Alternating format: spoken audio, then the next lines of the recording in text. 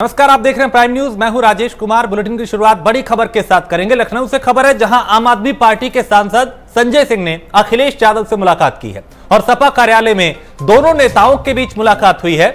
मुलाकात के बाद चुनावी हलचल अब तेज हो चुकी है और मुलाकात के दौरान कई अहम मुद्दों पर चर्चा हुई है। सूत्रों के हवाले से ये बड़ी जानकारी, हालांकि मुलाकात की पुख्ता जानकारी है, लेकिन जो चर्चाएं हुई है मुद्दों पे, वो बताया जा रहा है कि कई अलग अलग मुद्दे थे जिन पे चर्चा हुई। तो विधानसभा चुनाव से पहले यह मुलाकात काफी अहम मानी जा रही है। अखिलेश यादव और संजय सिंह की मुलाकात अब खत्म हो चुकी है और वो मुलाकात के बाद बाहर निकले हैं। संजय सिंह ने मीडिया से बात करने के दौरान कहा कि 1 तारीख को अखिलेश यादव का जन्मदिन था, उस दिन मैं बाहर था, इसलिए आज उनको बधाई देने के लिए आया था और किसी भी प्रकार का कोई विषय नहीं था। यानी वो एक तरीके से अभी खुल के कुछ भी बोलने को तैयार नहीं। ये कहा कि चूंकि अखिलेश यादव का 2 दिन पहले जन्मदिन था, उस वक्त वो उत्तर प्रदेश में नहीं थे, लिहाजा आज उन्हें मिलकर जन्मदिन की बधाई दी गई। लेकिन कयास ये लगाए जा रहे हैं कि विधानसभा चुनाव से पहले ये मुलाकात बहुत कुछ कहती है। तो मुलाकात के बाद चुनावी हलचल उत्तर प्रदेश में तेज हो चुकी है, चूंकि यहां पर लगातार हम देख रहे हैं कि सियासी समीकरण बनाए जा रहे हैं। अखिलेश यादव ये लगातार कहते रहे हैं कि छोटे छोटे दलों के साथ गठबंधन करके वो नया समीकरण बनाएंगे। आम आदमी पार्टी भी इस बार यूपी चुनाव में अपनी किस्मत आजमाने के लिए पूरी तरह से तैयार है और ये दोनों की मुलाकात, यानी संजय सिंह और अखिलेश यादव की मुलाकात क्या कुछ कहती है वो भी समझेंगे। लेकिन संजय सिंह ने क्या कुछ कहा, उन्हें सुनते हैं। अखिलेश जी से हम लोग पहले भी मिलते रहे हैं और 1 तारीख को उनका जन्मदिन था।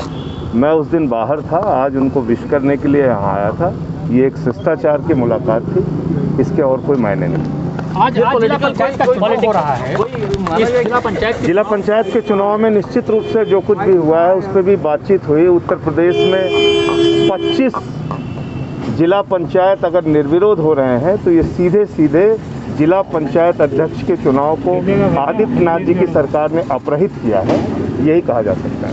क्या चुनाव को लेकर के क्या माना जाए कि आपकी अखिलेश जी से कोई बातचीत आने वाले वक्त में सब एक कॉमन प्लेटफॉर्म पे आ सकते हैं? अभी तो आज तो सिर्फ शिष्टाचार की मुलाकात थी, इसीलिए आए थे। लखनऊ से अंकित, हमारे ब्यूरो चीफ इस वक्त अंकित श्रीवास्तव जुड़े हैं। अंकित, मुलाकात हुई, लेकिन बात क्या हुई? क्योंकि संजय सिंह तो एक तरीके से इसे बिल्कुल साधारण मुलाकात बता रहे थे, लेकिन इसके क्या मायने हैं? देखिए आलोक, संजय सिंह भले ही इस बात को मना कर रहे हैं कि अखिलेश यादव से जो उनकी मुलाकात हुई है वो सिर्फ शिष्टाचार मुलाकात है, एक टीवी प्रकार के अन्य मायने न निकाले जाएं, लेकिन राजनीति की जो विसात है वो ये कहती है कि जब भी चुनाव हो और आपस में 2 नेता मिले तो उसके कई मायने अपने आप सियासी मायने निकल आते हैं। तो यही वो सियासी मायने इसका माना जाए, क्योंकि विधानसभा चुनाव का समय करीब है। बहरहाल ये बात अलग है कि अखिलेश यादव ने अपनी एक प्रेस कॉन्फ्रेंस में इस बात पर कहा था कि वो किसी भी बड़े दल से गठबंधन नहीं करेंगे, छोटे दल से, लेकिन उन्होंने छोटे दल से गठबंधन करने की बात कही थी।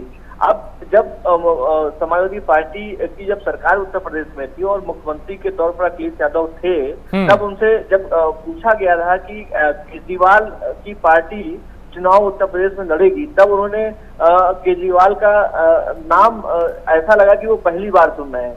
लेकिन अब ऐसी स्थिति, राजनीतिक परिस्थिति ऐसी हो गई है कि उनके संजय सिंह से, उनके राज्यसभा सांसद से वो मिल रहे हैं और उसकी फोटो भी जारी हो रही है और उसके, क्योंकि चुनाव का वक्त करीब है और उसके कई तरह के मायने भी निकलकर सामने आ रहे हैं।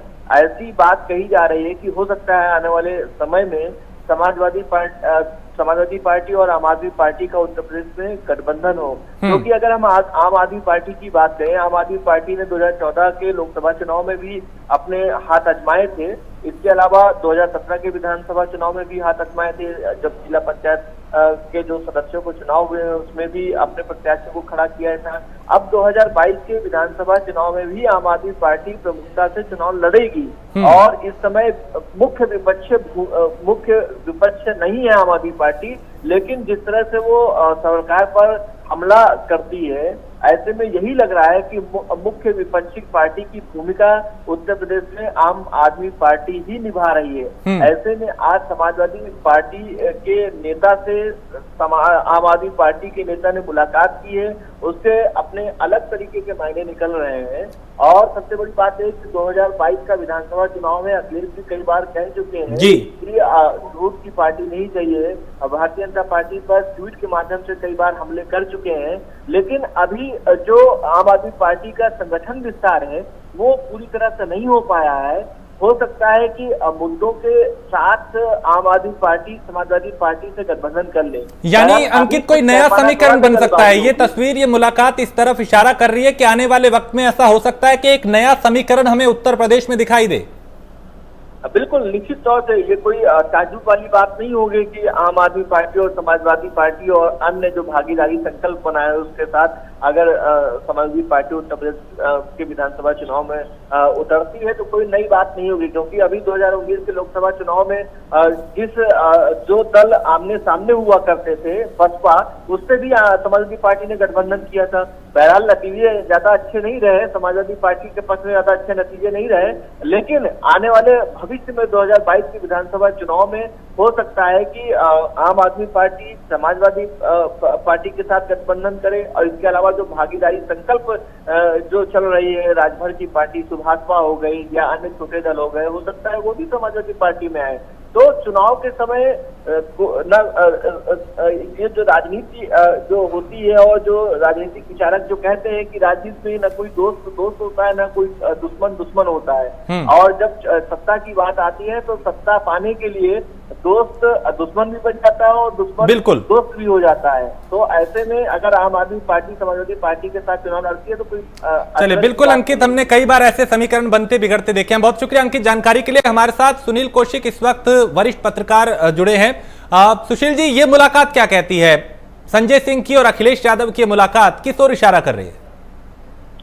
नहीं, अभी तो देखो 2022 का चुनाव दूर है और ऐसी तमाम मुलाकातें हमें देखने को मिलती रहेंगी। और जिस तरीके से ओवैसी का बयान और 100 सीटों पे जो ऐलान करना है कि 100 सीटों पर चुनाव लड़ेगी, तो ये कहीं न कहीं हलचल पैदा करने वाला है।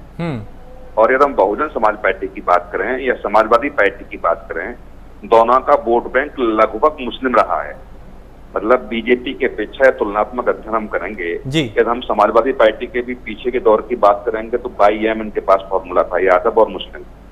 तो ये जब ओवैसी का जो पिछले दिनों बयान आया है और 100 सीटों पर जो उनकी रणनीति चल रही है और जिस तरीके से भागीदारी मोर्चा के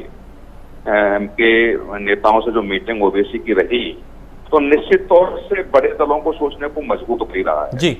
और 2022 में क्या रणनीति रहेगी? अब जैसे जिस तरीके से हम देखेंगे कि आप पार्टी ने के जो प्रभारी यूपी के हैं राज्यसभा सांसद संजय सिंह जी, उन्होंने कई तमाम ऐसे मुखर बयान सरकार के खिलाफ दिए हैं और मुझे लगता है दर्जन भर के आसपास उनके खिलाफ मुकदमे भी लगे हैं। बिल्कुल, चलिए तो आप देखना होगा सुनील जी क्या नया समीकरण बनता है और क्या कुछ होता है। अभी आने वाले वक्त में कई मुलाकातें होंगी। बहुत शुक्रिया प्राइम न्यूज से बात करने के लिए।